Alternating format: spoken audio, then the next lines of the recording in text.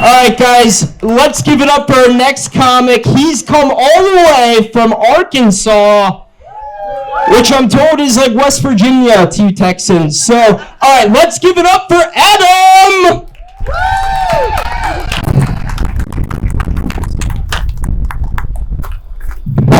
All right, what's up? I'm Adam Harvin. My wife has a lot of random tattoos, and over the years, I've just gotten used to my wife coming home with a new tattoo here and there, and none of them's ever bothered me, till one day she came home with a tattoo of Ralphie from A Christmas Story. Yes. Yeah. Well, it's right here on her shoulder, so now every time I come on her tits, I have to try to not hit a 9-year-old boy in the face.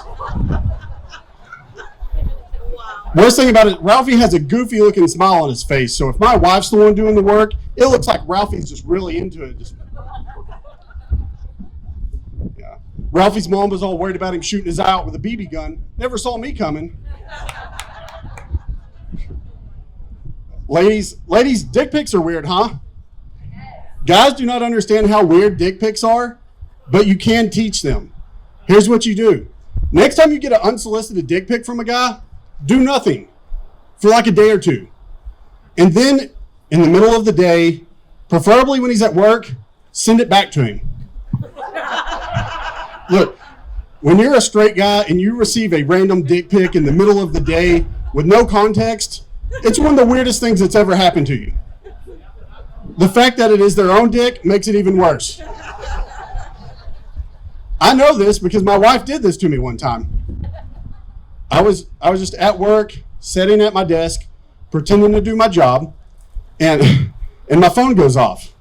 And I pick up my phone, and it's my dick. Now, as I'm sitting there really confused, a text comes in below it, and it says, "This is my dick." Now, to the coworker looking over my shoulder, it looks like I got a text from a dude that says, "Hey, this is my dick. You show me yours, now I'm showing you mine. What's up?" Now here's another problem. Mine just so happens to be way darker than the rest of my body. So if I go around trying to explain this to everybody, they're not going to believe me. And I'm going to end up in HR by the end of the day. So at work, I just have to live with this rumor that I have some mixed race boyfriend. No, when my wife and I first got married, I had this really nice custom truck, and I love this truck. But soon after we got married, my wife comes up to me and she tells me that she's pregnant and that I'm gonna have to get rid of this truck that I love and get a family vehicle.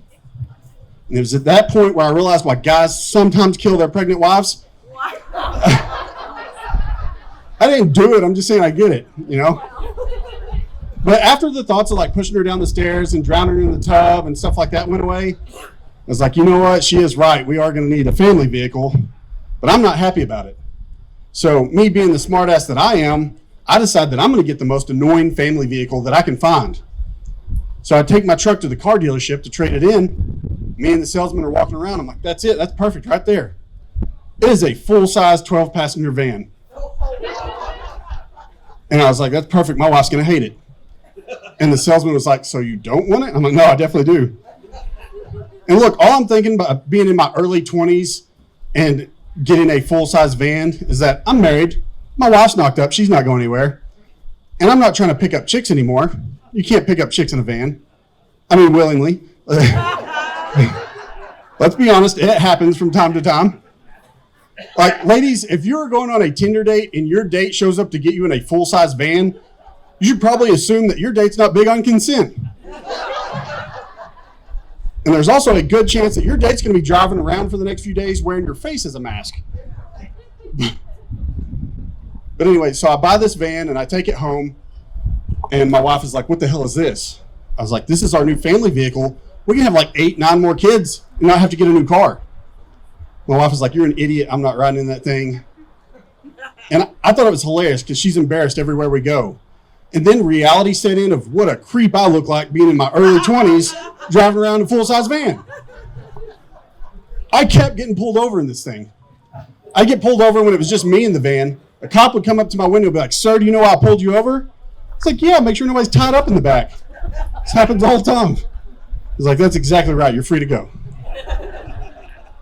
I'd get pulled over when it was just me and my wife in the van, and I'd be talking to a cop at my window, and a second cop would come up to the passenger window and be like, ma'am, blink if you're in trouble.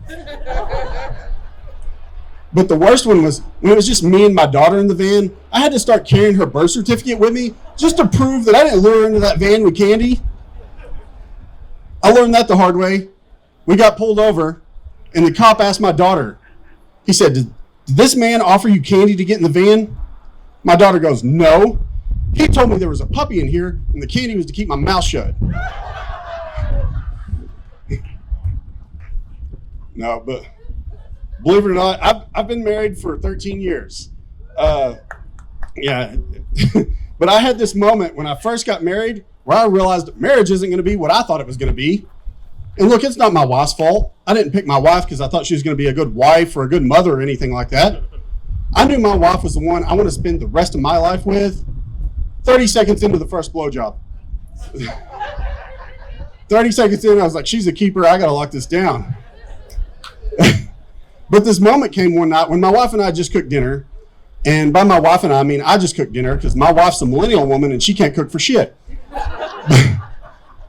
But we cooked and ate, and we were sitting on the couch. And my wife was like, man, I really don't want to go in there and do the dishes. And I was like, well, I did all the cooking. It's only fair that you go do the dishes. And then my wife goes, how about I give you a blowjob if you go do the dishes? And it was at that moment where I was like, oh, shit, I married a whore.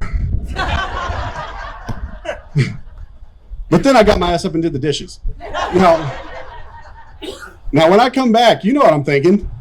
And my wife knows what I'm thinking. She's like, you know what? I can't right now. I'm still too full. You're just going to have to take an IOU for this one.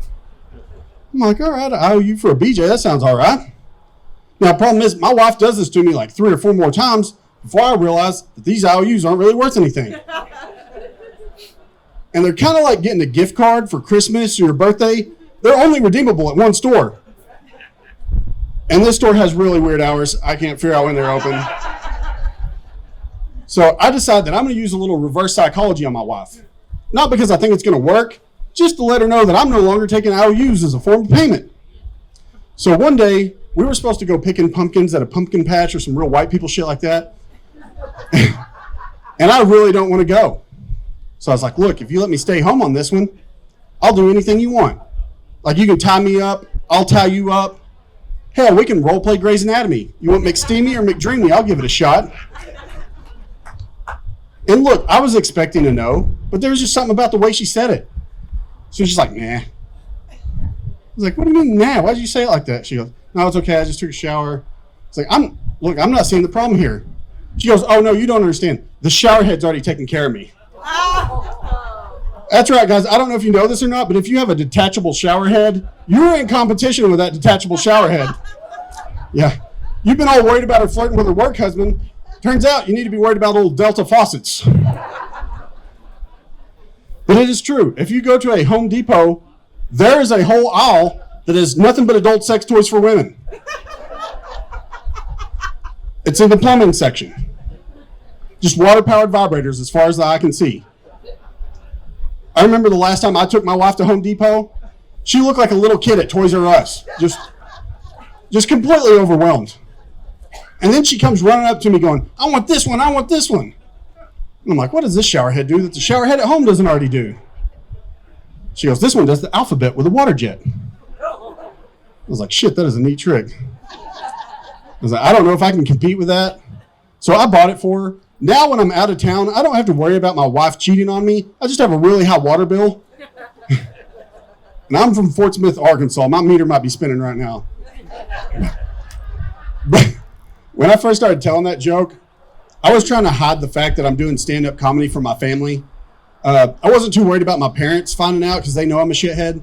But my grandmothers are still around, and I've kept up appearances pretty well for them.